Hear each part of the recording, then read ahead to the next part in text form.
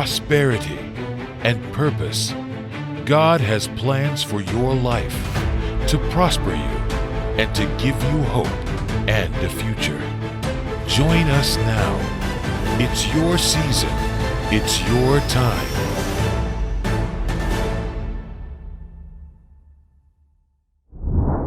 Welcome, church family. It's Nicole Rogers with another great segment of the Daily Gospel Network, where we bring you the Word of God and soul-stirring encouragement from churches, pastors, and choirs from all over the country. And today is no different.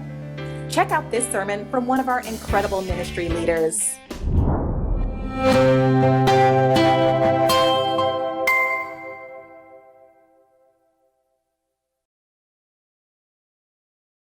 This is Table Talk with Torah. I'm Sonia Anderson. Today's topic is the promises of Yahweh. Our key verse today is coming from Genesis chapter 18, verse 12. I'm reading from the Amplified Version of the Bible. And it states, "So Sarah laughed to herself when she heard Yahweh's words, saying, 'After I have become old, shall I have this pleasure and delight, my Lord, husband, being old also?'" Today's talking points are, when Yahweh makes a promise, are his promises ever delayed, and what can we learn from Abraham and Sarah? So when Yahweh makes a promise, take a look at Habakkuk chapter 2, verse 3. "For the vision is yet for the appointed future time. It hurries toward the goal of fulfillment. It will not fail. Even though it delays, wait patiently for it, because it will certainly come. It will not delay." His promises are appointments in the glory. And if he's giving you an assignment, then you are the one responsible for birthing that vision out. His promise is for you. Romans 11, chapter 29 says, "For the gifts and calling of Yahweh are irrevocable, for he does not withdraw what he has given, nor does he change his mind about those to whom he gives his grace or to whom he sends his call. Do not ask others to do the assignments that Yahweh specifically gave you. They are your assignments, and he, according to Romans 11:29, will not change his mind. So if he's promised you something, it is an irrevocable promise just for you." Yahweh's promise to Abraham. Genesis chapter 12, verses 1 through 9. "Now in Haran, Yahweh said to Abram, 'Go away from your country and from your relatives and from your father's house to the land I will show you. And I will make you a great nation, and I will bless you abundantly and make your name great, exalted, and distinguished. And you shall be a blessing, a source of great good to others. And I will bless, do good for, benefit those who bless you, and I will curse, that is, subject to my wrath and judgment, the one who curses, despises, dishonor, and has contempt for you. And in you all the families, nations of the earth will be blessed.' So Abram departed in faithful obedience as Yahweh had directed him, and Lot his nephew left with him. Abram was 75 years old when he left Haran. Abram took his wife Sarai and Lot his nephew, and all of their possessions which they had acquired, and the people, servants which they had acquired in Haran. And they set out to go to the land of Canaan. When they came to the land of Canaan, Abram passed through the land as far as the site of Shechem to the great terebinth oak tree of Moreh. Now the Canaanites were in the land at that time. Then Yahweh appeared to Abram and said, 'I will give this land to your descendants.' So Abram built an altar there to honor Yahweh who had appeared to him. Then he moved on from there to the mountain on the east of Bethel and pitched his tent, with Bethel on the west and Ai on the east, and there he built an altar to Yahweh and called on the name of Yahweh in worship through prayer, praise, and thanksgiving. Then Abram journeyed on, continuing toward Negev, the south country of Judah." So there are a couple things in this promise that I want to look at. In Yahweh's promise to Abraham, he required that Abraham follow him by faith. Leave your home, your native family, and go to a land I will show you. He also promised him fame. "I will make your name great. You will be a blessing to others." And then he put this blessing on him where if people bless him, then they will be blessed, and if people curse him, they will be cursed. So this promise is a seed. Yahweh's promises are also seeds that we nourish, develop, and grow. Every birth requires a seed. So if Yahweh asks you for a seed, for example, if he asks you to give or donate or anything like that. He's actually preparing you for a harvest of blessing. The bigger the seed that he asks you for, the bigger the blessing in return. It is the law of sowing and reaping. We are expected to be productive. So let's take a look at Matthew chapter 13. That same day, Yeshua went out of the house and was sitting beside the Sea of Galilee. But such large crowds gathered around him that he got into a boat and sat there, positioning himself as a teacher, while the whole crowd stood on the shore. He told them many things in parables, saying, "Listen carefully. A sower went out to sow seed in his field, and as he sowed, some seed fell beside the road between the fields, and the birds came and ate it. Other seed fell on rocky ground where they did not have much soil, and at once they sprang up because they had no depth of soil. But when the sun rose, they were scorched, and because they had no root, they withered away. Other seed fell among thorns, and thorns came up and choked them out. Other seed fell on good soil and yielded grain, some 100 times as much as was sown, some 60 times as much, and some 30. He who has ears, let him hear and heed my words." Then the disciples came to him and asked, "Why do you speak to the crowds in parables?" Yeshua replied to them, "To you it has been granted to know the mysteries of the kingdom of heaven, but to them it has not been granted. For whoever has spiritual wisdom because he is receptive to Yahweh's word, to him more will be given, and he will be richly and abundantly supplied. But whoever does not have spiritual wisdom because he has devalued Yahweh's word, even what he has will be taken away from him. This is the reason I speak to the crowds in parables, because while having the power of seeing, they do not see, and while having the power of hearing, they do not hear, nor do they understand and grasp spiritual things. In them the prophecy of Isaiah is being fulfilled, which says, 'You will hear and keep on hearing, but never understand, and you will look and keep on looking, but never comprehend. For this nation's heart has grown hard, and with their ears they hardly hear, and they have tightly closed their eyes, otherwise they would see with their eyes, and hear with their ears, and understand with their heart, and turn to me, and I would heal them spiritually. But blessed, spiritually aware, and favored by Yahweh are your eyes because they see, and your ears because they hear. I assure you and most solemnly say to you, many prophets and righteous men who were honorable and in right standing with Yahweh longed to see what you see and did not see it, and to hear what you hear and did not hear it." Listen then to the meaning of the parable of the sower. When anyone hears the word of the kingdom regarding salvation and does not understand and grasp it, the evil one comes and snatches away what was sown in his heart. This is the one on whom seed was sown beside the road. The one on whom seed was sown on rocky ground, this is the one who hears the word and at once welcomes it with joy. Yet he has no substantial root in himself, but is only temporary. And when pressure or persecution comes because of the word, immediately he stumbles and falls away, abandoning the one who is the source of salvation. And the one whose seed was sown among thorns, this is the one who hears the word, but the worries and distractions of the world and the deceitfulness, the superficial pleasures and delight of riches choke the word, and it yields no fruit. And the one on whom seed was sown on the good soil, this is the one who hears the word and understands and grasps it. He indeed bears fruit and yields some 100 times as much as was sown, some 60 times as much, and some 30. Yeshua gave them another parable to consider, saying, "The kingdom of heaven is like a man who sowed good seed in his field. But while his men were sleeping, his enemy came and sowed weeds resembling wheat among the wheat and went away. So when the plants sprouted and went away, so when the plants sprouted and formed again, the weeds also appeared. The servants of the owner came to him and said, 'Sir, did you not sow good seed in your field? Then how does it have weeds in it?' He replied to them, 'An enemy has done this.' The servants asked him, 'Then do you want us to go and pull them out?'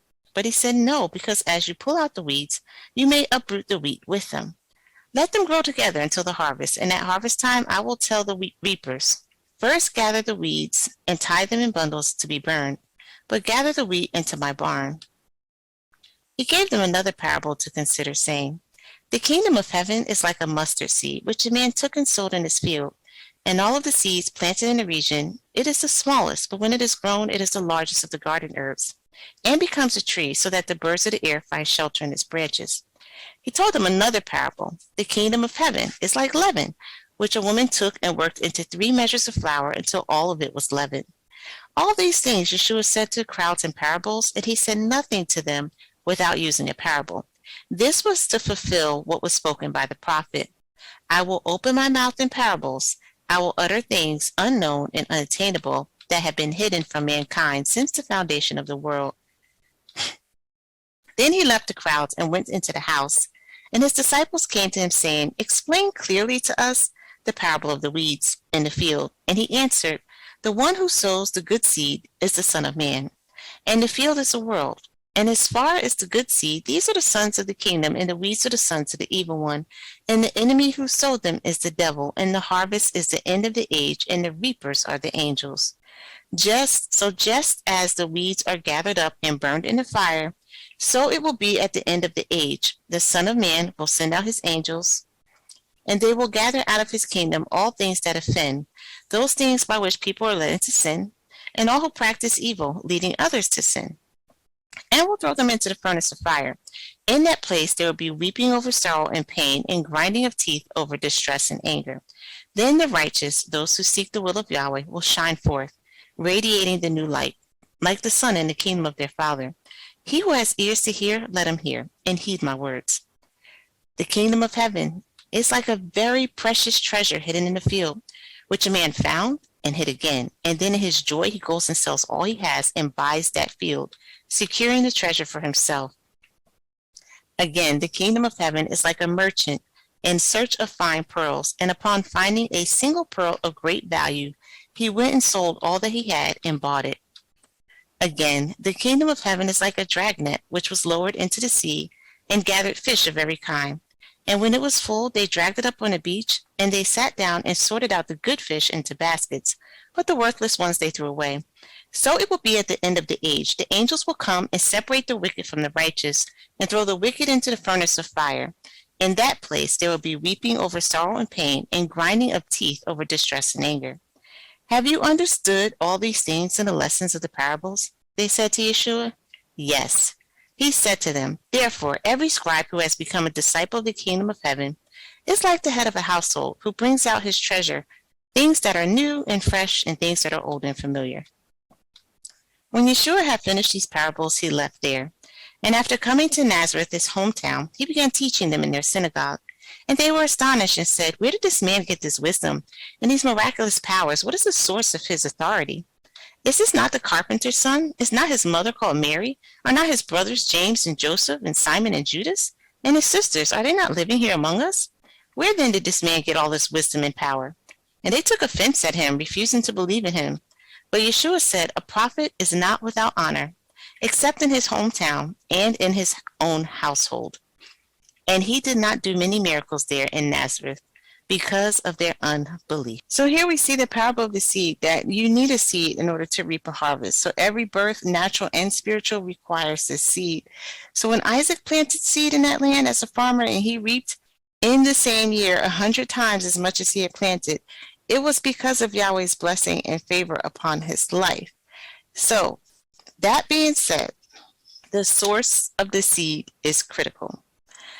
If you look at the story of Abraham and Sarah, Abraham had this promise in his heart that Yahweh gave him.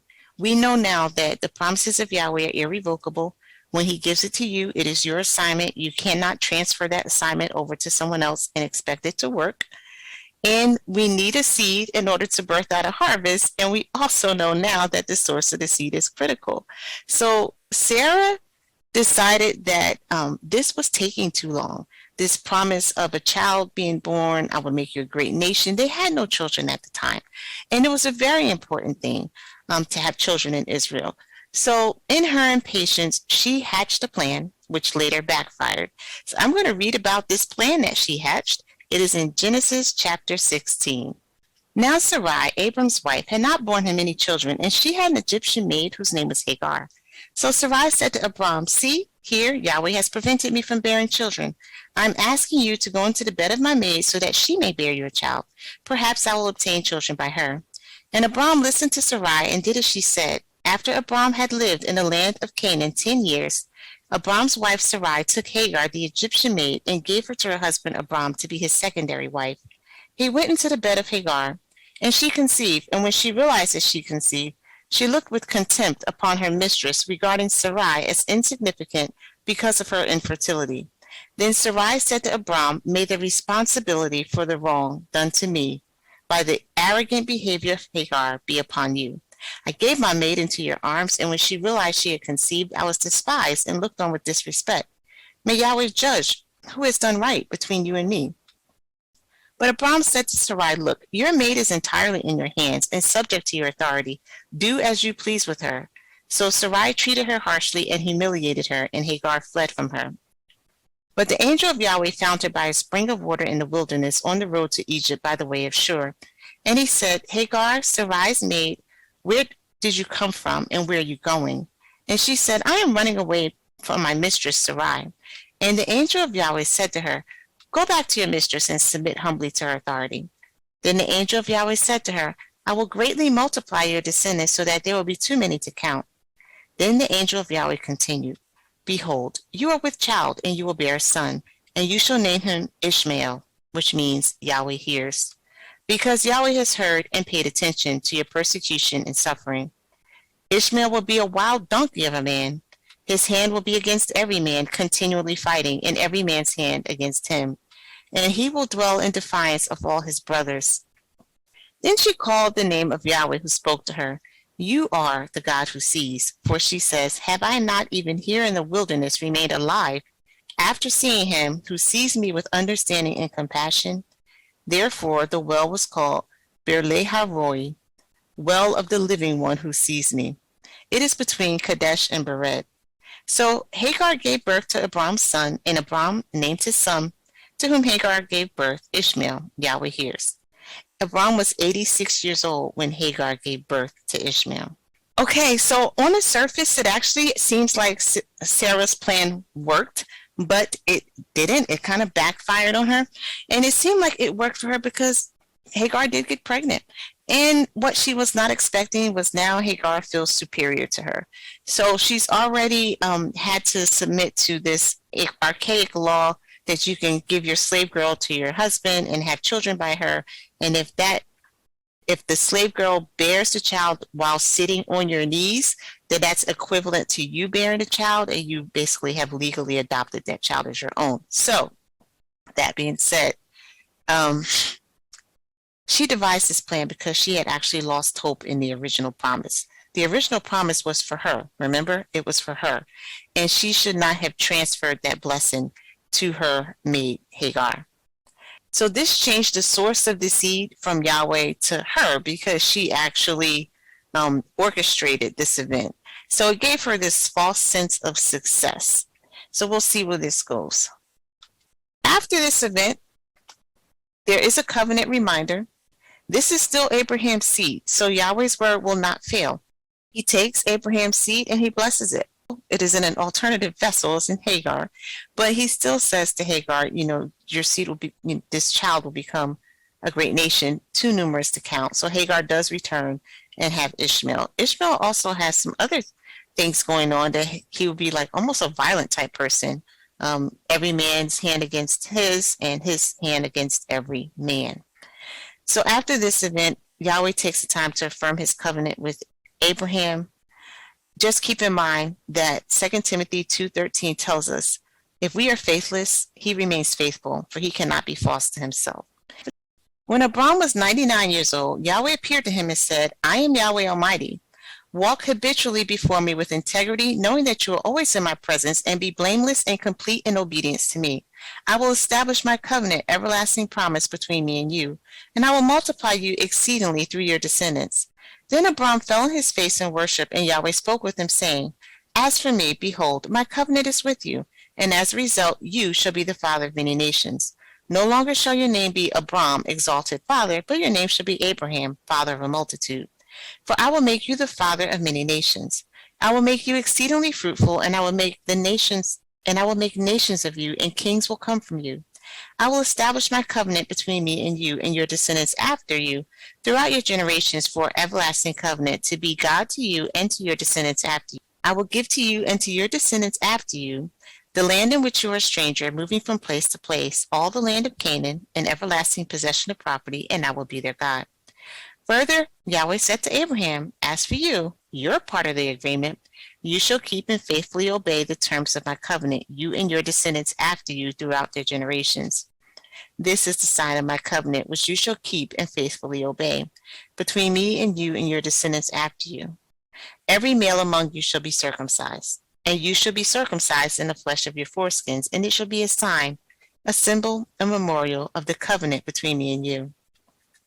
Every male among you who is 8 days old shall be circumcised throughout your generations, including a servant, whether born in the house or one who is purchased with your money from any foreigner, who is not one of your descendants. A servant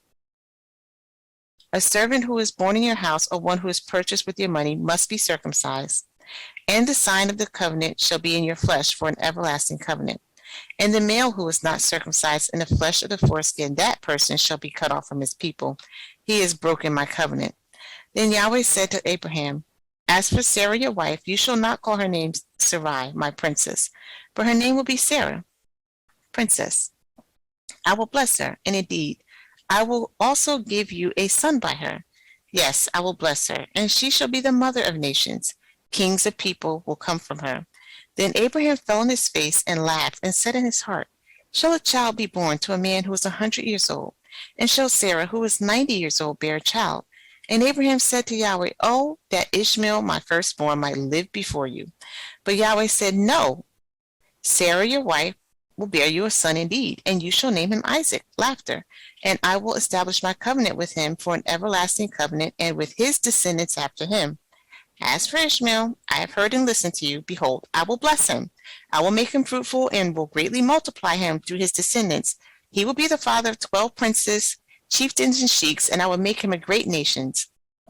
But my covenant, my promise, my solemn pledge, I will establish with Isaac, whom Sarah will bear to you at this time next year. And Yahweh finished speaking with him and went up from Abraham.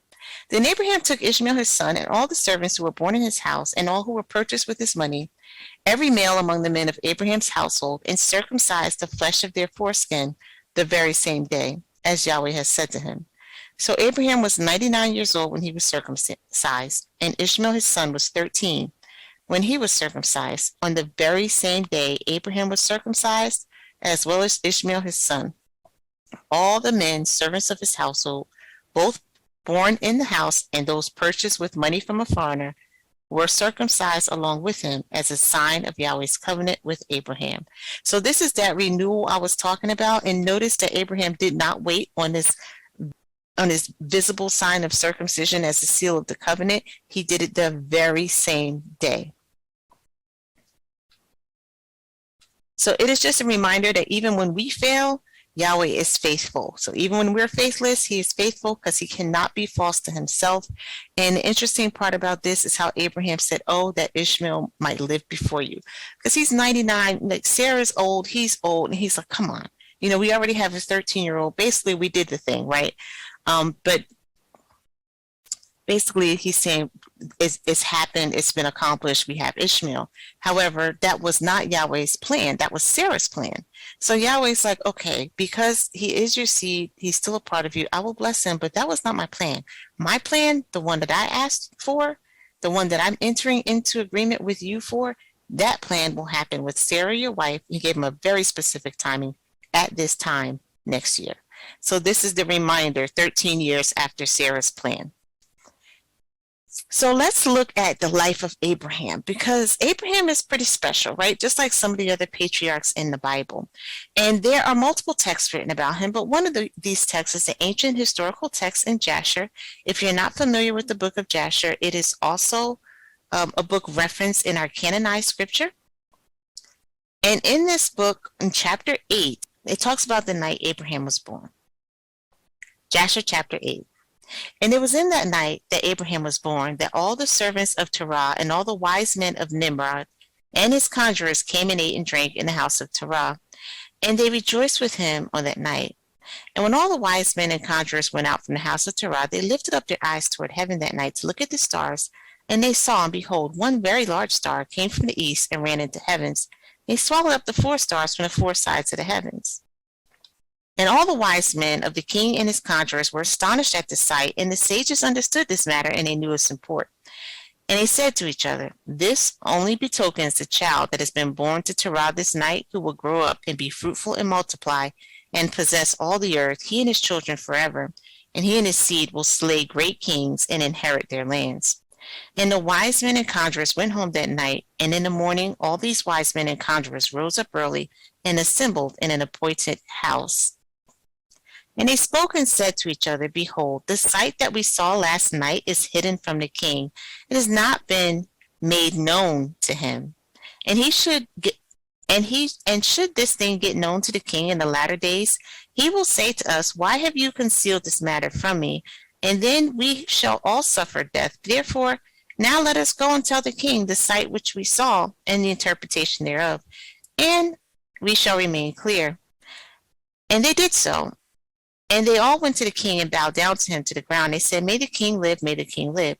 We heard that his son was born to Terah, the son of Nahor, the prince of thy host, and yesternight came to this house, and we ate and drank and rejoiced with him that night. And when thy servants went out from the house of Terah to go to our respective homes to abide there for the night, we lifted up our eyes to heaven, and we saw a great star coming from the east, and the same star ran with great speed and swallowed up 4 great stars from the 4 sides of heaven. And thy servants were astonished at the sight which we saw, were greatly terrified, and we made our judgment upon the sight, and knew by our wisdom the proper interpretation thereof, that this thing applies to the child that is born to Terah, who will grow up and multiply greatly, and become powerful, and kill all the kings of the earth, and inherit all their lands, and he and his seed forever. And now, our Lord and King, behold, we have truly acquainted thee with what we have seen concerning this child. If it seems good to the king to give his father value for this child, we will slay him before he shall grow up and increase in the land, and his evil increase against us, that we and our children perish through this evil." And the king heard their words, and they seemed good in his sight, and he sent and called for Terah, and Terah came before the king. And the king said to Terah, "I've been told that a son was yesternight born to you, and after this matter was observed in the heavens at his birth. And now therefore give me this child, that we may slay him before his evil springs up against us, and I will give you gold. I will give you for his value your house full of silver and gold." And Terah answered the king and said to him, "My lord and king, I have heard your words, and your servant shall do all that his king desires. But my lord and king, I will tell you what happened to me yesterday, that I may see what advice the king will give his servant. And then I will answer the king upon what he has just spoken." And the king said, "Speak." Then Terah said to the king, "Aon, son of Mered, came to me yesternight, saying, 'Give unto me great and beautiful horse that the king gave you, and I will give you silver and gold, and straw, and provender for its value.' And I said to him, 'Wait till I see the king concerning your words, and behold, whatever the king says, that will I do.' And now, my lord and king, behold, I have made this thing known to thee, and the advice which my king will give to your servant, that I will follow." And the king heard the words of Terah, and his anger was kindled, and he considered him in the light of a fool. And the king answered Terah, and he said to him, "Are you so silly, ignorant, or deficient in understanding to do this thing, to give you a beautiful horse for silver and gold, and even straw, or even for straw and provender? Are you so short of silver and gold that you should do this thing, because you cannot obtain straw and provender to feed your horse? And what is silver and gold to you, or straw and provender, that you should give away that fine horse which I gave you, like which there is none to be had?"